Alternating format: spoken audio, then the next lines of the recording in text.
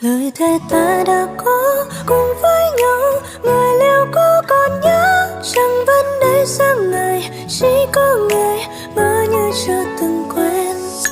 Gió thổi qua mênh mông làm ta nhớ về niên thiếu, đất trời khi ấy đã vào đông xa vọng tiếng tiêu.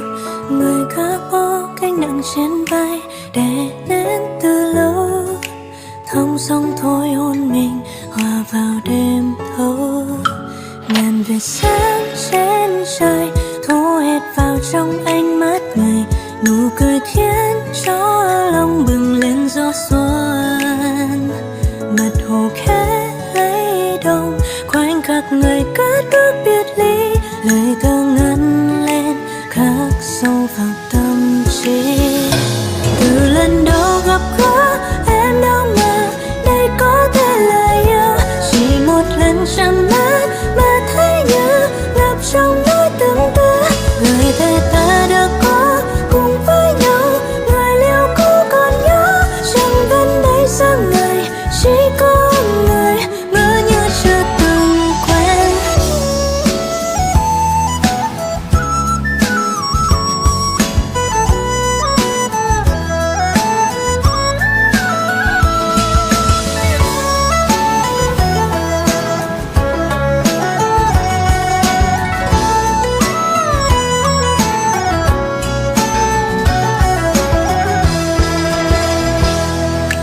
Phá bờ sông cứ để lại giấc mộng vào hư không, trong lòng tay ôm cả trời mây phiêu bạt đó đây.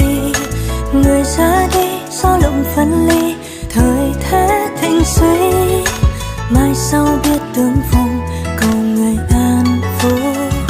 Ngàn cảm xúc trong lòng như ly trà thơm hương sữa nồng, trao dâng những giá vì chẳng thể nhắc tên. Gặp lại giá mênh mông bớt phần một ván dưới trời đông, ngờ đâu xoay chuyển thiên cơ theo xuân phong. Từ lần đầu gặp gỡ em đâu ngờ đây có thể là yêu, chỉ một lần chạm mắt mà thấy như ngập trong nỗi tương tư. Lời thề ta đã có cùng với nhau, người liệu có còn nhớ chẳng vẫn đây sáng ngày, chỉ có người ngỡ như chưa từng quen. Từ lần đầu gặp gỡ em đâu ngờ đây có thể là yêu, chỉ một lần chạm mắt